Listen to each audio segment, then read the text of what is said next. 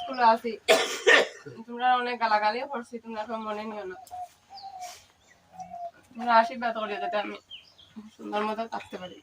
বাচ্চারা আসুন, তারা যে সহানুভূতি দেখাইছে তাদের ওই মিসের জন্য, বা যে কথা গিয়া কইতো, এত আদর করেন, এত ভালোভাবে বুঝাইন এবং পড়াইন, এইটুকু শুনিয়া আনন্দিত হয়ে আমরা আজকে এই যে আমরা এই এক গর্ব যে মিস আমরা এখান থেকে বিদায় নিতে লাগে, আমরাও দিতে লাগে, যার জন্য দুঃখের সহিত বিদায় দিতেছি। আমরা যে আমরা যদিও আমাদের বাচ্চারা এখানে সন্তুষ্ট নয়, আমরাও সন্তুষ্ট নয়, কিন্তু বিদার লীলা কিছু করার ক্ষমতা কারোর কাছে নাই, যার জন্য ওনাকে আজকে বিদায়ী সম্পন্ন দিয়ে আমরা বিদায় করছি। মুসাফির একাডেমির শিক্ষক শিক্ষয়িত্রীবৃন্দ, উপস্থিত অভিভাবক বৃন্দ,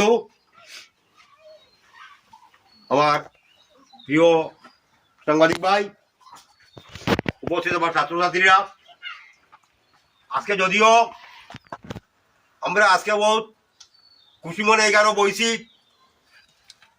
কিন্তু দিনটা আমরা লাগি আজকে খুশির নাই, অন্তত দুঃখের এক দিন আমরা লাগি আজকে। কিন্তু আমরা কিছু করার নাই, দুনিয়াটা এক কামে ব্যস্ত।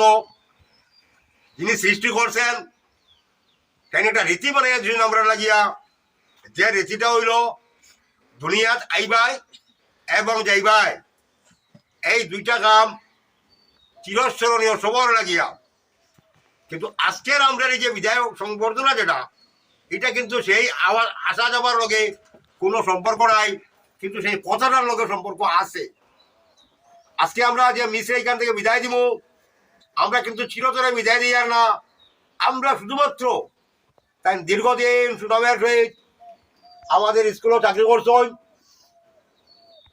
আমার এলাকার বাচ্চা কাচ্চারে পড়াইছই, কিন্তু নিয়তির পরিহাস উনার এখন বিবাহের সময় নিশ্চয় তাহলে এই উপলক্ষে তাহলে দোয়া আশীর্বাদ দেওয়া, তার ভবিষ্যৎ জীবন সুন্দর সফল হোক, এটা আমরা দোয়া করা তার লাগিয়ে, এটা আমাদের একান্ত উচিত। আমরা আজকে তাহলে যে বিদায় যেটা দিব, সুখে নাই, অনেক দুঃখে। আমাদের যদিও মানে যত দুঃখ থাকুক না কেন, আমরা আজকে সেই দুঃখটারে ভুলিয়া তাদের বিদায় দিতে আমরা একেবারে বাধ্য। আমি আশা করব আমার বিদায়ী শিক্ষিকা আজকে দীর্ঘদিন থেকে এখানে চাকরি করছেন, ভালো চাকরি করছেন, এলাকার বাচ্চা কাচ্চারে ভালো শিক্ষাদান করছেন, স্কুলের অন্যান্য শিক্ষক শিক্ষয়িত্রীদের সঙ্গে এবং আমরা স্কুলের যিনি মালিক বেটি ওনার সঙ্গেও খুবই ভালো ব্যবহার আচার আচরণ করছেন। উনি আমাদের কাছে খুবই মায়ার এক প্রিয় পাত্রী, এক প্রিয় শিক্ষক। যদি বিদায়টা দেওয়া আমরা লাগিয়া বাধ্যতামূলক হইতো না, তা নিশ্চয় আমরা ওনাকে আজকে আমরা বিদায় দিতাম না,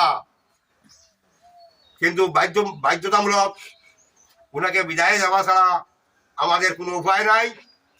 আমি এই কথাটা কইমু, স্কুলের মালিক হিসাবে, স্কুলের সম্পাদক হিসাবে আমার একটা অনুরোধ রইব, ওইটাও তাদের কাছে।